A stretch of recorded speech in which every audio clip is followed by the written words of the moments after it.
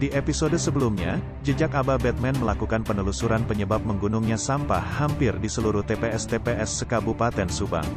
Hingga saat ini permasalahan sampah tersebut belum teratasi dengan baik. Episode kali ini Jejak Aba Batman mencoba memintai tanggapan beberapa narasumber dari kalangan akademisi, aktivis lingkungan dan warga.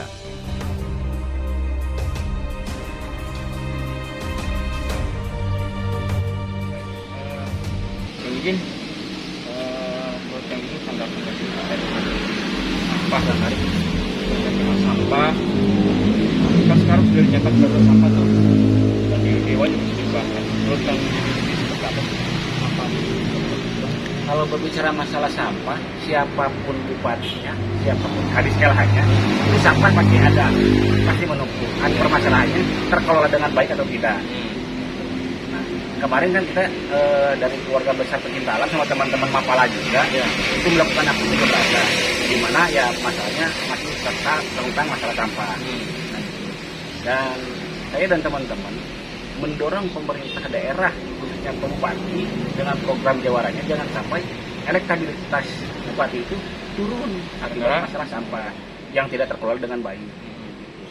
Dan kami kemarin ada beberapa tuntutan. Yang pertama itu pengelolaan sampah di TPA Panembong. Gitu. Saya sempat audiensi dengan kami di LH, difasilitasi dengan Pak Sekda, ternyata belum ada solusi yang konkret untuk menuju TPA Panembong zero sampah. Saya juga dan teman-teman bukan hanya sebatas kritik, tapi kita juga mengasih solusi. Cuma sampai sekarang tidak ada tanggapan. Nah, menurut Kang Didin, nah sampah kan sudah stop tuh di Panembong. Sementara sampah tetap menumpuk kan? Betul. Dan sebagian mungkin terbawa longsor ke kali Cilelei. Nah, mungkin ada ide apa untuk Panembong? Saya sempat komunikasikan lewat Pak Kadis LH ya, dalam hal ini Pak Rona. Dalam hal ini bahwa saya menuntut bahwa TPA Panembong itu harus dinolkan dengan cara yang pertama Pemda mengadakan alat pencacah atau pengelolaan sampah gitu kan. Yang kedua, kalau kita tahu kan dari sekian banyak sampah yang menutupi TPA Panembong itu hampir setengah lapang sepak bola itu masuk ke das aliran Sungai Cilelei, dan das aliran Sungai Cilelei itu menyambung dengan das Cilamatan sama Cikunagara. Karena kenapa kita dan kami lebih fokus ke sana, karena teman-teman kan basicnya ada di Mapala, ada pecinta alam, beban moral juga gitu kan ketika permasalahan sampah tidak terkontrol dengan baik. Kan berbicara konservasi bukan masalah sampah juga aja gitu kan, tapi air, udara dan lain sebagainya. Nah, sayangnya sampai hari ini Pemkab malah lebih cenderung fokus ke Jalupang, bukan merestorasi TPA Panembong itu sendiri. Gitu Pak Jalupang, pindah ke Jalupang. Nah, Jalupang sendiri itu menggunakan, kalau tidak salah, menggunakan sistem landfill. Betul. Artinya digali, dibuang, tutup. Betul. Nah, kan ini setuju juga dengan cara seperti itu? Informasi seperti itu saya dapatkan dari beberapa kawan yang memang dia juga petugas kebersihan juga. Ketika ada pola seperti itu, ya saya langsung komunikasikan kepada teman-teman dan jadi kajian juga. Dan ternyata responnya, miris sekali kan gitu. Sedangkan yang namanya pengolahan sampah, terurainya sampah, walaupun dimasukkan ke tanah itu bakal jauh waktu urainya itu kan masih lama. Artinya akan berpengaruh juga dengan air. Pastinya kan unsur hara tanah terganggu, air terganggu, biota air yang ada di sana juga ikut terganggu kan.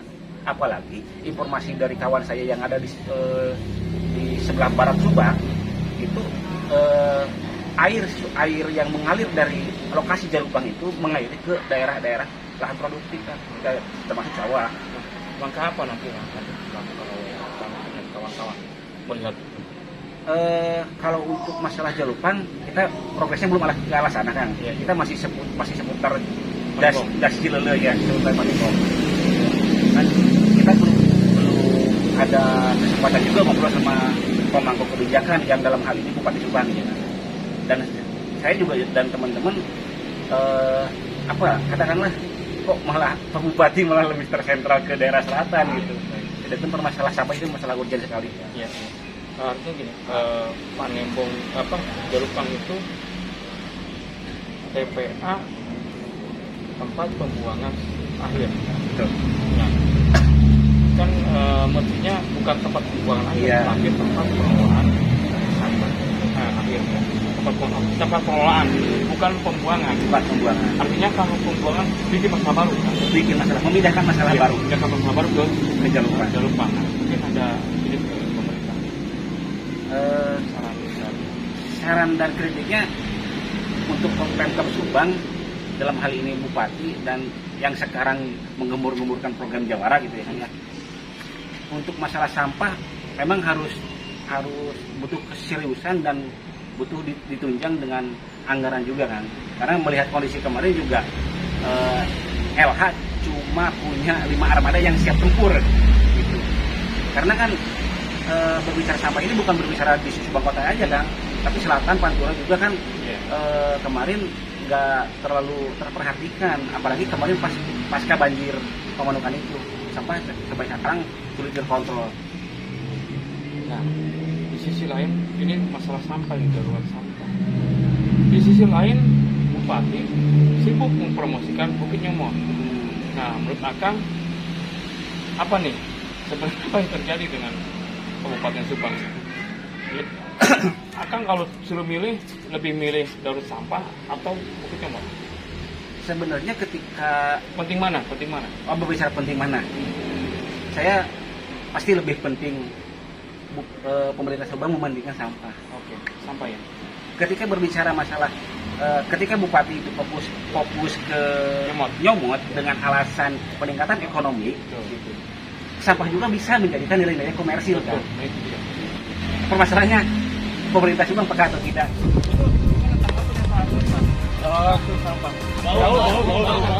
Bau sekali. Udara yang sedang berolahraga. Kita napas. Kakak-kakak gimana soal sampah tanggapannya? Bagus nggak? Nggak bagus. Mengganggu penglihatan, penciuman, napas juga. Nggak bagus ya. Harapannya ke pemerintah apa? Ini dibersihin, terus kayak dikasih tanda biar nggak buang sampah sembarangan. Kalau dibikin sampah pernah diangkut? Pernah. Berapa hari ke belakang? Ya. Kapan? Ada 2 mingguan lah. 2 minggu. Iya. 2 minggu belakang. Malah Pak sama dari dinas kebersihan di sini semua, Iya. sama Pak Nono di sini semua udah bersih Pak, udah bersih. Malah udah ada plan katanya jangan buang sampah di situ. Masih aja. Tapi masih aja ya buang sampah. Iya. Iya. Orang saya juga kadang-kadang Tommy cenderung tadi dinya. Lain tempat maneh. Jawabnya kan gitu Pak. Jangan ambil jalan. Terus pernah ada petugas nggak yang nungguin di sini, pernah nggak? Pernah Pak Mandor di sini. Mandor di sini. Iya. Ya. Pak Mandor dinas kebersihan pada duduk di sini. Di sini. Iya, nungguin seharian malah. Ya kalau ada yang nungguin mah nggak ada yang buang sampah karena gitu. dibilangin terus. Iya. Setuju nggak kalau ada aturan buang sampah sembarangan itu didenda? Ya setuju Pak. Iya. Ya iya soalnya kan ini ya kita kan ini tempat sarana olahraga gitu. Pinter gitu. Jadi kan yang lari mah pada ngomong tahu. Iya. Ini kan lagi rame nih Subang sampah ya. Ya. Darurat sampah. Sekarang udah diputusin darurat sampah. Nah, tanggapannya seperti apa? Darurat sampah. Kalau tanggapannya sih Pak kembali lagi ke pribadi masing-masing sebenarnya Pak. Soalnya kalau mengandalkan upaya dari pemerintah saja, contoh hal kecil gitu Pak ya. Ketika ini sudah dibentuk nih Pak di belakang, rencananya tuh kan mau dibentuk kayak TPS kayak gitu Pak. Cuman kalau misalkan nggak ada balik lagi kesadaran. Iya, kesadaran diri Pak. Tanggung jawab bukan tanggung jawab pemerintah saja. Ya, Tapi warga juga ya. ya. Yang membuang sampah sembarangan. Iya, Artinya pola hidup bersih ya, iya betul. agar membuang sampah. Nah, harapannya terhadap pemerintah apa? Kalau terhadap pemerintah ya mungkin harapannya sama aja sih Pak kayak orang lain, memberikan yang terbaik, terus apresiasi masyarakat semuanya hal dalam bentuk hal apapun gitu Pak. Mungkin kalau misalkan bisa dibentuk kayak pengolahan sampah itu mungkin lebih baik sih Pak. Baik ya. Soalnya kalau misalkan dipindah-pindah terus nanti kasusnya sama yang kayak Bekasi apa di mana gitu. Itu kan sama-sama di sini selek, di sini jadi lagi, di sini jadi lagi, lama-lama Ya percuma kalau gitu iya. ya. Menurut saya Harapan terhadap pemerintah sendiri yang pertama tentu pemerintah alangkah baiknya memberikan layanan kepada masyarakat untuk bagaimana masyarakat ini juga bisa mengerti dan paham tentang bagaimana sampah ini dikelola gitu ya. Selain itu juga tentunya juga mungkin pemerintah bisa bekerja sama dengan aparatur desa, Karang Taruna gitu ya, untuk memfasilitasi mobilitas sampah itu nanti bagaimana proses pengangkutannya, kemudian juga bagaimana proses pengumpulannya yang mudahnya sederhana. Mungkin kalau kita bisa bekerja sama dengan desa-desa, kita sediakan fasilitas sampah itu di depan rumah-rumah masyarakat. Sebenarnya pengelolaan sampah itu harus melibatkan masyarakat di tingkat desa. Harus Ya. ya, karena kan juga masyarakat juga harus tahu, jangan sampai ini urusan pemerintah doang gitu ya, tapi juga ini urusan kita juga Mas. Karena bukan tanggung jawabnya tanggung jawab pemerintah saja. Iya. Itu juga tanggung jawab kita bersama. Betul. Baik, sekarang saya berada atau bersama dengan Kang Dani, aktivis lingkungan. Ya, intinya bahwa sesuai dengan aktivitas Akang tentang lingkungan ini. Lebih spesifik lagi tentang persampahan. Nah, menurut Akang gimana soal sampah di Kabupaten Subang? Ada gimana nih menurut Akang? Ya, sepertinya perlu ada ketegasan mungkin dari yang memiliki kewajiban, kewenangan khususnya di Kabupaten Subang, karena sudah ada perda KI Babun masalah ketertiban dan kebersihan. Karena saya sering gitu, ya saya sering posting di Facebook. Ya seperti itulah Bang, tidak sedikit netizen yang ngebully aksi saya. Saya bukan disuruh oleh per orang atau organisasi atau apapun, yaitu emang mengalir apa adanya. Kok Kabupaten Subang yang luas dan kota yang tidak begitu besar, dari beberapa mungkin masalah klasik tak kunjung beres. Nah, lantas ini apa kan untuk TPA Pandemong itu kan sudah ditutup kan, sudah tidak beroperasi, Sudah disegel. nah sudah ditutup. Nah, menurut Akang tindakan dari pemerintah daerah sendiri seperti apa sih tanggapannya? Ya mungkin harapan saya untuk sebagai saya tergabung di wadah konsorsium Masal Subang, masyarakat sadar lingkungan, itu kan terdiri dari beberapa pelajar, mahasiswa, OKP, Ormas, LSM, itu pemuda yang ikut andil peduli swadaya. Iya.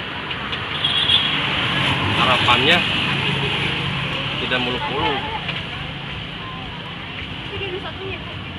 se-efektif mungkin bila mana pemerintah Kabupaten Subang sudah mencari atau mendapatkan lokasi TPA baru, mau tidak mau mungkin harus kejar tayang mungkin. Karena ini ada dua PR. Di sisi lain TPA lama ditutup bukan berarti ditutup begitu saja. Karena kan khawatir juga kan masuk lintas aliran sungai dari ujung selatan sampai ujung utara. Yang pastilah bukan berarti tutup tidak akan menimbulkan masalah baru. Artinya pemerintah ada dua PR yang harus diselesaikan. Yang pertama, selesaikan Panembong ya. Jangan sampai Panembong menjadi bencana ketika banjir ya, gitu, ketika hujan ya. Yang kedua adalah tentang pengelolaan sampah yang sekarang banyak tersebar di wilayah Kabupaten Subang. Komunitas Adang kan masal itu ada kegiatan atau agenda pengumpulan dana untuk pembelian truk sampah. Nah, itu gimana Kang bisa punya ide begitu Kang? Kami dari berbagai lapisan, ada di dalamnya ASN, ada dari Kesatuan Polri, dari TNI, dari ASN di Subang, yaitu mengalir begitu saja, spontan, karena melihat gimana ya, di sisi lain petugas Tarkimsi, Dinas Lingkungan Hidup bukan tidak bekerja, mereka bekerja dengan alat operasional apa adanya. Kadang mungkin tidak sedikit dari tenaga pasukan Romli, rombongan lillahi ta'ala, statusnya tidak diperhatikan, masih honor ya. Honor. Di sisi lain, ya mungkin ini tepat foto yang pernah disampaikan oleh tim rejim sekarang, jimat, sampah pahit sama manis. Harusnya kan seluruh rakyat Subang, apapun itu profesinya, selama dia. Tapi ini bukan sindiran kan? Ya, saya bukan atas nama dari kubu pendukung atau bukan pendukung ya. Maaf. Bukan sindiran ya? Bukan.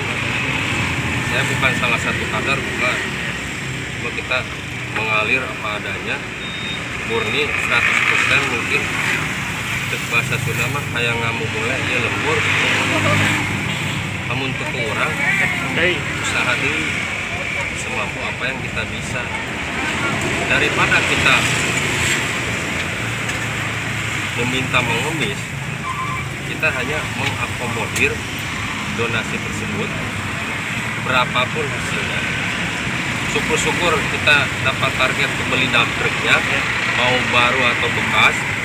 Kalaupun tidak sampai ke angka itu, kita mungkin bantu sebisanya mengalurkan dana itu, ya mungkin untuk BOP BBM solarnya mungkin. Ya mungkin minimal untuk makan minum mereka gitu. Nah, kita harusnya kan bisa merasakan apa yang mereka rasakan, belum baunya, efek ke kesehatan pegawainya. Sepintas mungkin hina ya Pak, tapi itu menurut saya sangat mulia. Ini terakhir nih, ini kan kita di sisi lain persoalan sampah yang menjadi, kalau menurut Akang persoalan sampah di Subang sudah bisa dikategorikan darurat belum? Dengan menggunungnya sampah di mana-mana. Menurut saya sangat darurat. Sangat darurat. Ya. Oke, clear ya. Jadi sangat darurat. Nah, sekarang ini terakhir nih, pertanyaan saya terakhir. Nah, di sisi lain sedang ada sampah darurat. Bupati gencar mempromosikan Bukit Jamot. Nah, menurut Akang penting Bukit Jamot atau penting sampah? Menurut saya, Ya. karena saya Aktivis sampah. berangkat emang mengalir begitu saja gitu. Sebaiknya sih untuk proyek atau bisnis Bukit Jamot tidak terlalu penting buat kehidupan umum warga Subang seluruhnya. Itu kan mungkin hanya untuk blok-blok tertentu lah. Kalau sampah kan Tertentu lah ya. Nah, kalau sampah kan udah Menyangkut sampai seluruh lah. seluruh. dari arah mata angin barat, timur, utara maupun selatan. Artinya endingnya penting nyomot atau penting sampah? Menurut saya penyelesaian sampah Lebih harus lebih didahulukan. didahulukan. Clear. Boleh ditambahkan? Siap. Nah, baik sahabat Kakak Batman, hari ini saya bersama dengan Kang Budi Susandi. Ya. Beliau adalah dari akademisi.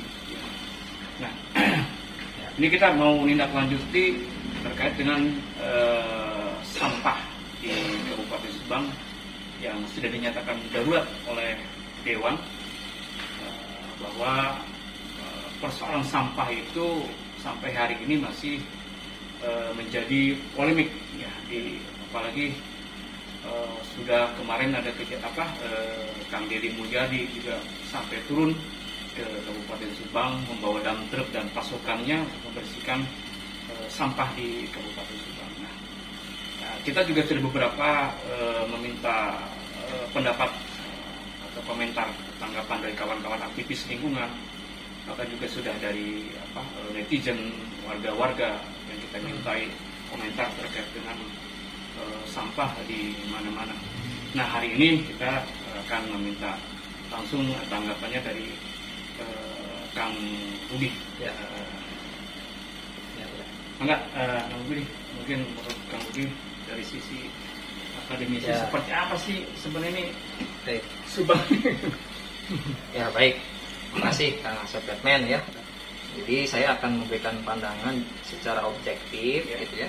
Harus objektif.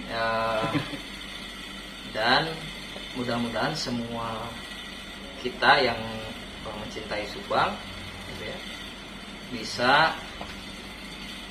memiliki kesamaan persepsi dan kesamaan langkah. Saya membaginya jadi 3 persoalan gitu ya, 3 persoalan. Nah, tapi sebelum masuk ke 3 persoalan, secara latar belakang memang dengan jumlah penduduk dan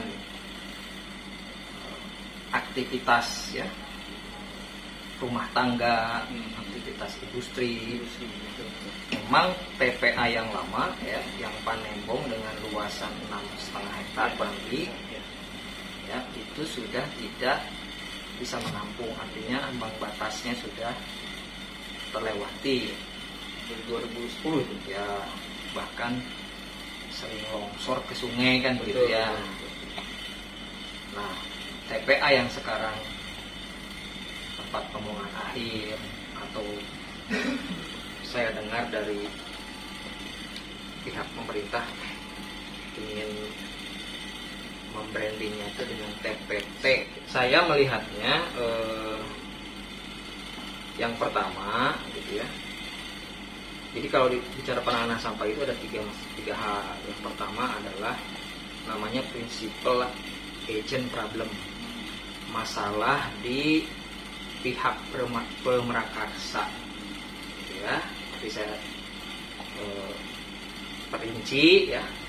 Yang kedua itu masalah di masyarakat ya.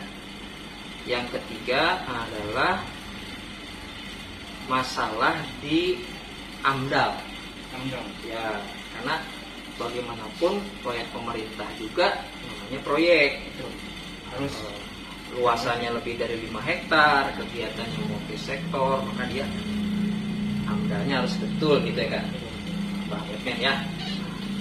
Sekarang yang pertama dulu yang tentang prinsipal agent problem. Yang pertama, masalah ini itu adalah seputar pengelolaan ya. Pengelolaan sampah itu harus dikelola ya oleh pemerintah dan instansi terkait yang betul-betul bersih dari kepentingan. Ya, harus bersih dari kepentingan, betul-betul ya, amanah dan sebagainya, profesional gitu ya. Etos kerjanya juga tinggi. Ini untuk ke depan ya? Ya, untuk ke depan ya. Pengelolaan ya? Ya, jadi kan saya sedikit barangkali mengetahui gitu ya bahwa proses perpindahan ke sana itu Pemkab itu kan leading sektornya ada 2 sebetulnya. Yang leading sektornya itu LH dan PUPR Cipta Karya. Nah, antara 2 lembaga ini gitu, siapa sebetulnya yang paling berwenang ya? Siapa yang paling itu? Nah, itu jangan sampai ada saling melempar. Itu pertama harus clear dulu siapa ini pemrakarsanya, ya, siapa dan siapa nanti yang menjadi leading sektor untuk mengelola. Itu di aspek pemerintah. Kalau nanti melibatkan pihak swasta dalam pengelolaan sampahnya, maka pihak swasta ini pun gitu ya, yang masuk, yang bekerja sama dengan dinas terkait, ya, kalau bisa tanpa kepentingan-kepentingan tadi, ya, tanpa titipan-titipan dan sebagainya. Itu menurut saya masalah mendasar pertama. Kalau kita misalnya pindah ke sana, terus principal agent problem ini tidak dipastikan tidak terjadi, sepertinya bakal terulang lagi gitu. Ya, karena kan kita nggak sekedar bicara diriak di permukaan lah. Kalau diriak di permukaan yang seperti kemarin Pak DM itu, gitu kan, ambil mobil bersih itu mah riak. Gitu. Ya. Tapi yang paling mendasar itu ada principal agent problem. Principal agent problem ini juga kenapa saya masukin di sini secara teoritisnya masuk di pengelolaan sampah bisa masuk karena dia salah satu problem di BUMN, BUMD. Jadi kalau pemerintah melayani publik, dikelola secara profesional, memasukkan unsur swasta, yang nomor 1 yang harus jaga baik adalah itu, ya, principal agent problem. Nah, sekarang masalah yang kedua. Masalah yang kedua adalah di kesadaran masyarakat. Kalau kita mengenal konsep pengelolaan sampah yang berbasis komunitas itu kan ada 3R ya, Abah ya.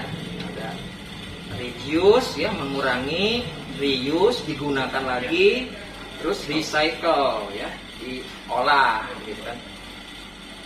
Nah, saya melihat memang itu harus dilakukan sedini mungkin ya. Saya melihat data misalnya, meskipun saya bukan ahli di bidang ini ya, saya hanya bicara konteks ekonomi, tapi saya ada data ya tentang data timbulan sampah dan kebutuhan kendaraan sampah di Kabupaten Subang tahun 2020. Jadi volume sampah per hari di kita itu ya totalnya adalah 283 meter kubik dari 28 TPS ya. 283 meter kubik gitu ya. Per hari ya. Itu ditampung di 28 TPS ya. Yang ada 15 TPS itu di Kecamatan Subang ya. 1 di Cibogo, 2 di Jalan Cagak, 1 Kasomalang, 1 di Pamanukan. Nah, Pamanukan yang terbesar karena volume sampah per harinya 45 meter kubik. Ciasem ada 4 ya. Purwadi 1 TPS, Sarang Panjang, Sagaherang 1, Pegadaian 1. Nah, di sini ya antara jumlah volume sampah per hari gitu ya, itu menghasilkan sisa sampah yang tidak terangkut per minggunya itu. Ada yang tidak terangkut Karena terkendala ya, angkutan ya. ya gitu, terkendala angkutan ya. Di sini ya, di sini disebutkan jumlah sampah yang tidak terangkut per minggu itu 1.264 per minggu. Berarti ini totalnya per minggu 1.981. Yang tidak terangkut. Yang tidak terangkutnya itu 1.264. Jadi yang terangkutnya itu baru 717 meter kubik. Berarti Ya. hanya berapa persen ya? Jadi ya yang nggak sampai setengahnya ya. Dari 1.900 kan kalau setengahnya sekitar 800 ya 900 lebih lah. Nah ini kan berarti ada problem. Nah kalau dalam konteks tadi di reuse sama recycle,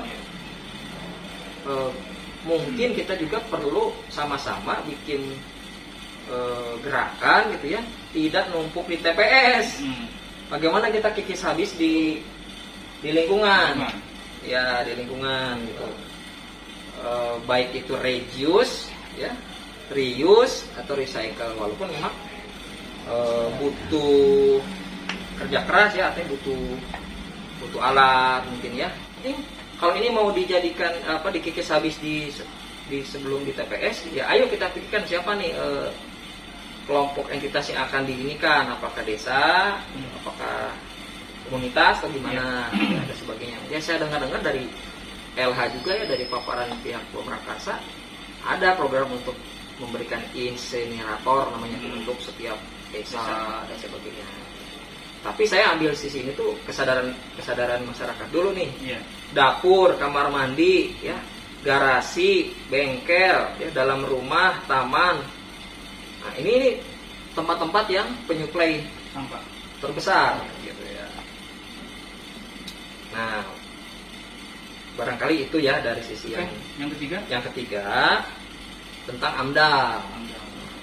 Ada begini. Saya mungkin yang terabaikan ini.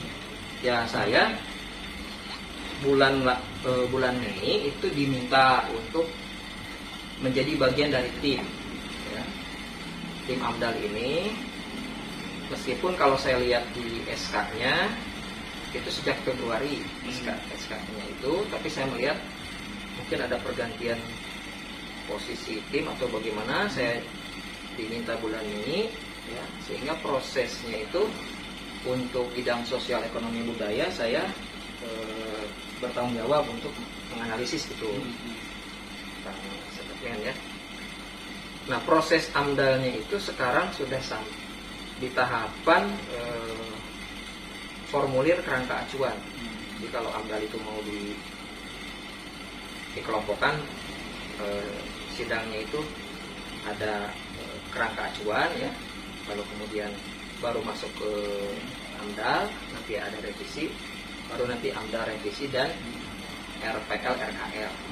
Nah ini kalau tidak salah masuknya kita RKL RPL karena nah ini ada aturan baru gitu ya, ada aturan baru,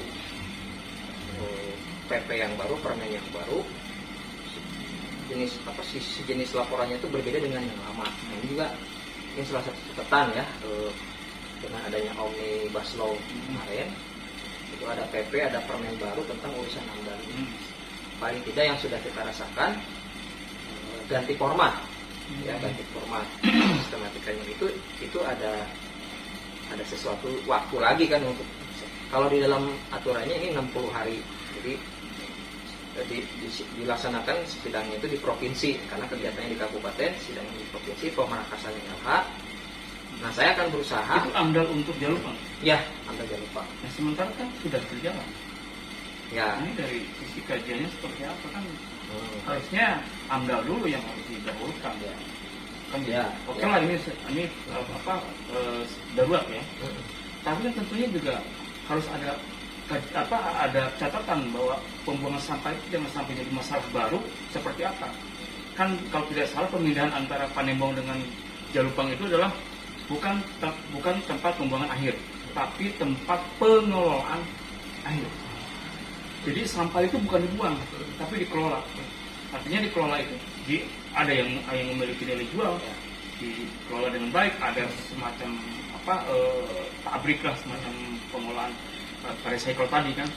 Nah sementara sekarang itu pakai landfill, digali, masuknya sampahnya, apakah itu tidak berdampak terhadap lingkungan? Ya baik. Nah, itu... Kalau yang pertama tentang kenapa kejar-kejaran atau katakanlah semacam offset kalau permainan gitu ya. Nah, memang yang lebih tahu persis pihak Pemkab ya, baik itu leading sektornya LH atau mungkin PUPR dan pihak perencananya BP4D. Saya kurang tahu persis kenapa misalnya antisipasinya bisa dikatakan kurang terantisipasi gitu ya, sehingga yang di sana ke Jalupang sekarang jalan, kan ini sudah nggak bisa nampung lagi, tapi di sana juga amdalnya masih proses gitu. Nah, dengan kata lain mungkin jawaban persisnya pihak Pemkab yang tahu. Nah, tapi saya melihatnya begini, kita bagaimanapun harus mengawal yang sekarang, jangan sampai amdal ini juga dibuat tidak seantisipatif yang sebelumnya. Harusnya kan di amdal yang Panembong itu kan ada masa.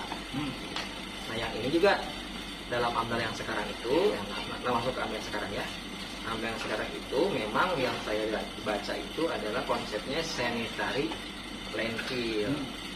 Gitu ya. Saya belum melihat ada pengelolaan apa yang akan dimainkan di sana ya, secara detail. Tapi konsepnya itu sanitary landfill dengan alasannya ada di dalam dokumennya itu. Salah satunya memang yang paling aman terhadap tanah, air dan udara sebagainya itu adalah sanitary landfill ini. Walaupun tapi saya disclaimer dulu ya, saya bukan ahli pengelolaan lingkungan ini ya. Tapi saya juga diskusi dengan, menurut konsultan amdalnya ini sudah diputuskan oleh LH pakainya sanitary landfill gitu ya. Meskipun saya dalam sisi lain pernah diskusi kepada teman saya, kalau sanitary landfill itu memang idealnya di luasan ratusan hektar, sedangkan ini hanya 14 hektar. Dan ada mata air di sana. Ya, Dan sekarang sudah dikeluhkan oleh masyarakat sekitar. ya, Mungkin jadi masalah baru lagi. ya makanya mumpung belum terlalu jauh ya, saya sudah coba sharing ke teman-teman konsultan juga tentang metodenya gitu ya, dan sebagainya. Nanti mungkin akan didiskusikan lagi dengan prinsipal, mumpung masih di kerangka acuan, masih belum jauh gitu ya. Mudah-mudahan aja metode yang didapatkan yang terbaik. Dan ini konsepnya di Pemda itu baru 10 tahun sih. Ini tuh lamanya itu, operasionalnya itu 10 tahun. Baik. Dan itu kan tanahnya milik PTPN. Betul. Nah, untuk Panembong kan sekarang Panembong sudah di stop tuh. Ya. Pak, tetap numpuk kan? Ada nggak mungkin akan selama dilibatkan di dalam proses amdal, ada nggak mengarah ke Panembong? Panembong mau diapain? Apa mau dibiarkan sehingga tentu kan ini longsoran akan terus terjadi kan, dan aliran sungai mungkin akan tertutup dengan sampah. Nah, ada nggak arah untuk pembenahan Panembong?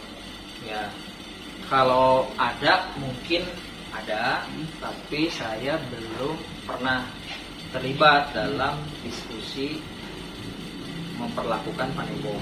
Jadi tidak pada diskusi pun tidak pernah menyinggung Panembong ya? Tidak. Jadi ya mungkin karena saya ya tadi Kang, kalau SK-nya di Februari, jadi kan saya baru terlibat di Mei ini. Nah dari Februari ke Mei itu saya banyak tidak tahu apa proses yang ada di sana. Tapi bulan Juni sekarang gitu ya, mungkin sampai Juni Juli itu 60 hari baru proses amdal yang Jalupang. Tapi banyak hal sebetulnya bisa dilakukan gitu ya. Metode yang menarik itu adalah di metode RDF. Jadi dia itu tadi kata Akang betul ya, diolah, dia bisa menjadi pengganti briket batu bara, namanya refuse derived fuel. Nah, itu. Jadi dia bisa diekspor dolar gitu. Nah mudah-mudahan kalau itu bisa dilakukan ya, kenapa tidak? Ataupun mungkin yang di tempat baru, apakah konsep sanitary landfill itu sudah final atau memang sanitary landfill plus dengan pengelolaan yang konsep ini pun mungkin bisa masuk RTS gitu ya. Nah ini yang masih berproses, saya masih mengikuti perkembangan. Tapi insya Allah kalau kita sama-sama kawal ya di principal agent problem, baik di sisi pemerintah atau nanti sisi swasta yang masuk dalam pengelolaan, kita kawal bahwa ini untuk kepentingan Subang ya, harus bisa menekan interest gitu ya. Yang kedua di kesadaran lingkungan, kita harus ngekepung sampah ini dari rumah kita dan sekitar kita gitu ya. Itu nanti kolaborasinya seperti apa gitu kan. Kalau ada konsep yang bagus berhasil diterapkan di tempat mana, kita ikuti, baik itu dengan swasta, dengan perguruan tinggi sebagai bentuk pengabdian masyarakat. Coba kita hitung berapa sih budgetnya, kita bikin contohan gitu kan Abah ya, contoh di mana kita piloting dulu gitu kan, nanti Abah dengan Stesa bisa ngobrol-ngobrol di mana gitu ya. Ada beberapa BUMDes ya, BUMDes juga di beberapa tempat yang kemarin MOU dengan kita, di sana ada pengolahan sampah juga. Ya, kita berbuat lah, ya ini kita kawal, soroti terus, ini kita juga berbuat aksi. Nah yang AMDAL saya insya Allah masuk di dalam tim gitu, walaupun bidangnya sosial ekonomi budayanya, bukan ilmu keituannya, tapi kan memberikan pandangan-pandangan. Kan kalau di sosial ekonomi budaya tuh apakah yang pertama lingkungan harus clear dulu kan. Nah kalau lingkungan sudah clear, apakah di sana itu mampu menghasilkan nilai ekonomi gitu. Jadi sampah itu sebetulnya sama dengan uang gitu, ya kan? Betul. Nah bagaimana? Nah setelah menghasilkan konsepnya, baik itu kesempatan berusaha, peluang tenaga kerja ya, ekonomi lokalnya terangkat. Pengelolaan kelembaganya seperti apa? Saya akan memetakan koperasi, UMKM, BUMDes sebagai entitas bisnis ekonomi kerakyatan harus punya kemampuan ya menangkap peluang itu. Gitu. Ya, setahu saya sih kalau survei ke masyarakat tentang persepsi sebetulnya sudah berjalan. Gitu. Terakhir nih, kan di sisi lain bahwa kita sedang ada masalah dengan sampah. Ya, di sisi lain juga Bupati gencar-gencarnya mempromosikan Bukit Nyomot. Nah, kalau Kang Dugi melihatnya seperti apa sih Bukit Nyomot dan gitu? Apakah memang sama-sama penting atau seperti apa sih? Sepanjang mana yang didahulukan? Sepanjang yang saya ketahui, Bukit Nyomot itu atau area tersebut itu dalam perencanaan BP4D itu akan jadi dua kawasan gitu ya. Ada dua kawasan.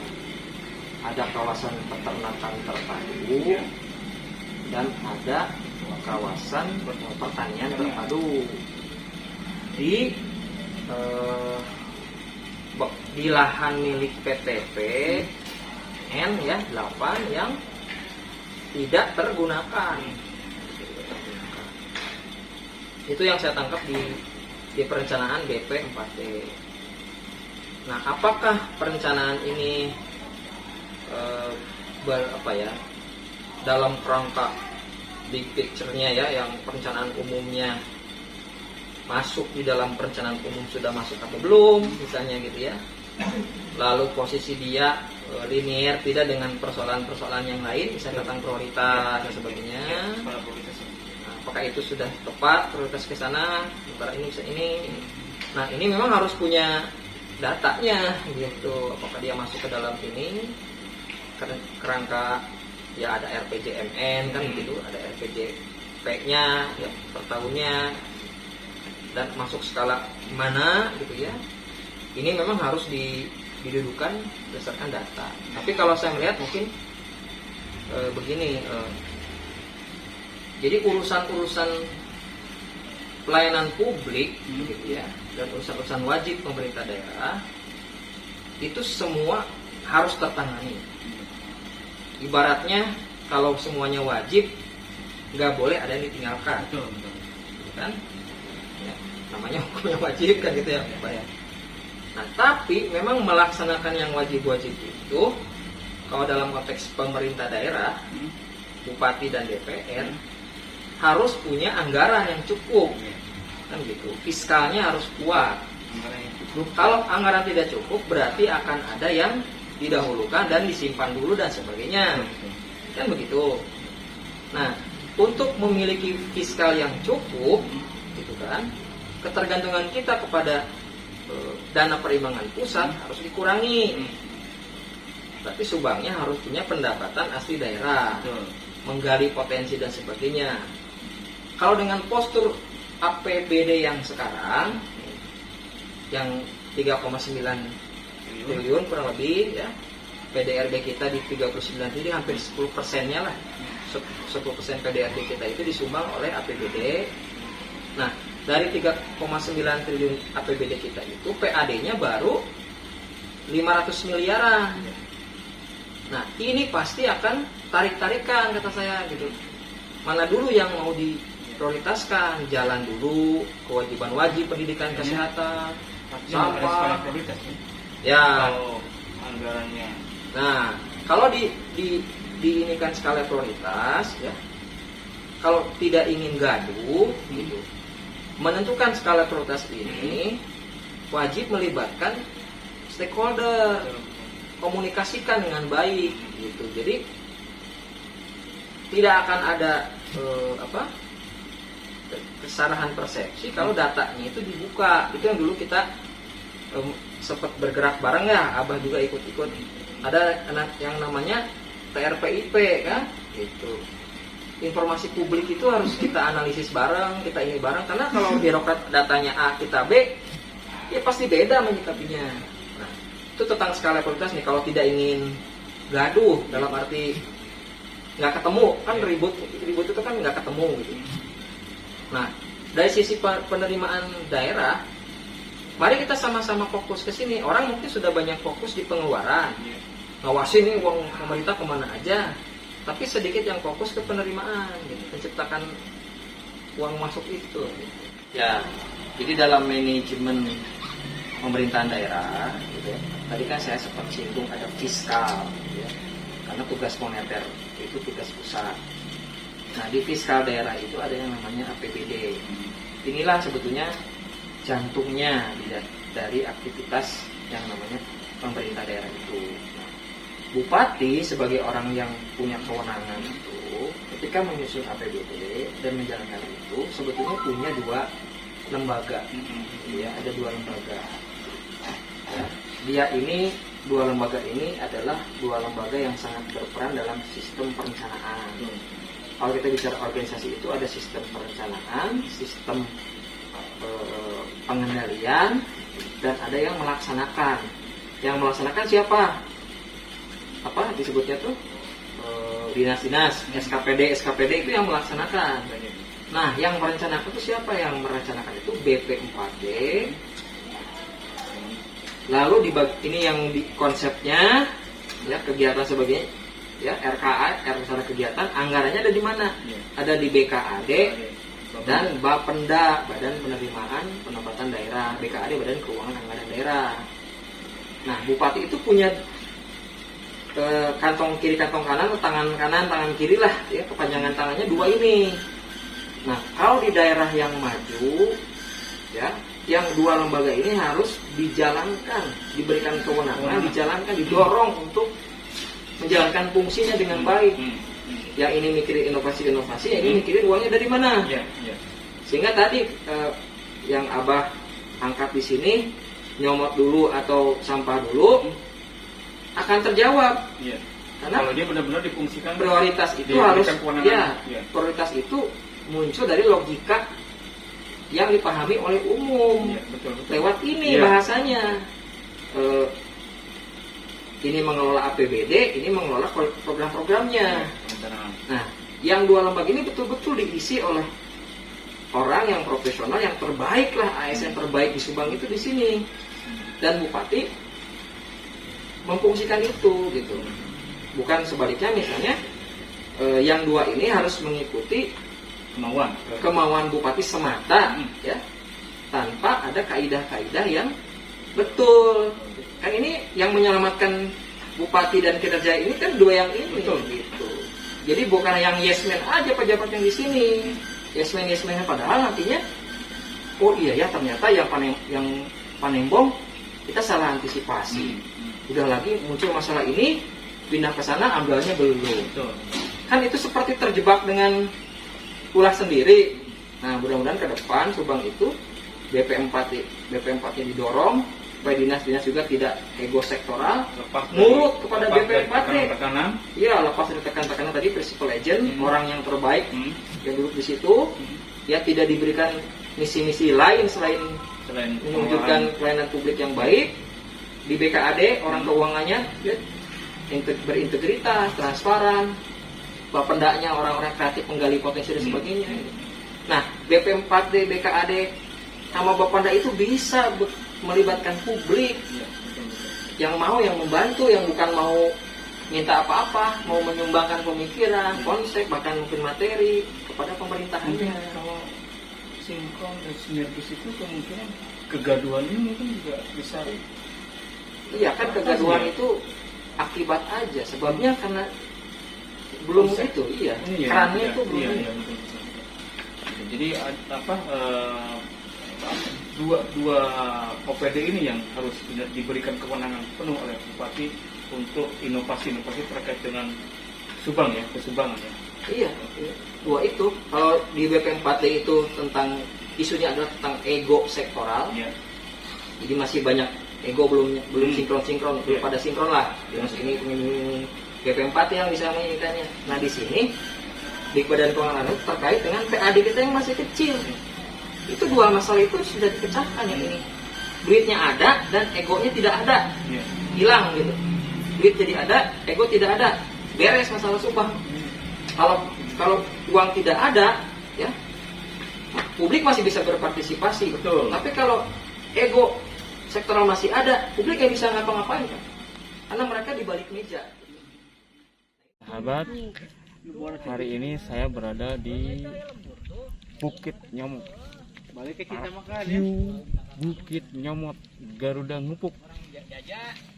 Nah ini yang Bukit Nyomot ini yang selalu digembar-gemborkan oleh Bupati Subang. Nah, ada apa sih di Bukit Nyomot? Nah, sehingga mata pejabat itu semua tertuju ke Bukit Nyomot. Kita akan coba menggali tentang Bukit Nyomot itu. Yang informasinya bahwa di Bukit Nyomot ini ada sekitar 6.000 hektar. 6.000 hektar, di mana diantaranya 5.000 itu untuk peternakan, untuk pertanian, dan 1.000 untuk peternakan. Yang sekarang sudah berjalan itu ada para layang dengan gas cross atau apa itu ya. Nah, selanjutnya juga informasinya ada juga pesantren, rencananya ada pesantren di atas awan. Termasuk juga pernah datang juga investor dari Korea, katanya sampai investor Korea tertarik dengan Bukit Nyomot. Nah, apa sih kaitannya dengan Bukit Nyomot sehingga ketertarikan beberapa pihak ke Bukit Nyomot sampai Bupati juga katanya berkantor di Bukit Nyomot. Nah, tidak lagi di rumah dinas, tinggalnya tidak lagi di rumah dinas, dan bahkan sempat terjadi polemik bahwa sulitnya menemui bupati karena memang selalu berada di sekitaran Bukit Nyomot. Nah, nanti kita coba untuk menemui narasumber lebih detail lagi tentang konsep dari Bukit Nyomot itu seperti apa ya, terus apa sih keuntungan yang akan didapat oleh Bukit Nyomot sehingga dari Bukit Nyomot untuk pemerintah daerah, sehingga sampai Bupati Subang itu terus menggelorakan untuk investor datang ke Bukit Nyamot. Tapi jangan lupa juga, mudah-mudahan sih tidak lupa dengan Bupati, meskipun Bukit Nyamot ini menjadi destinasi atau menjadi daya tarik, ya, dibuat sedemikian rupa untuk menarik investor ke Bukit Nyamot. Ya, pesan saya, Bupati jangan lupa juga dengan janji-janji politiknya yang belum dipenuhi seluruhnya, termasuk juga sekarang soal sampah. Nah, jangan sampai persoalan sampah itu terabaikan karena terfokus ke Bukit Nyamot. Ya, mudah-mudahan sih Bupati benar-benar tidak melupakan itu dan tidak mengabaikan itu, dan serta tidak mengabaikan soal janji politiknya pada saat dia mencalonkan menjadi kepala daerah.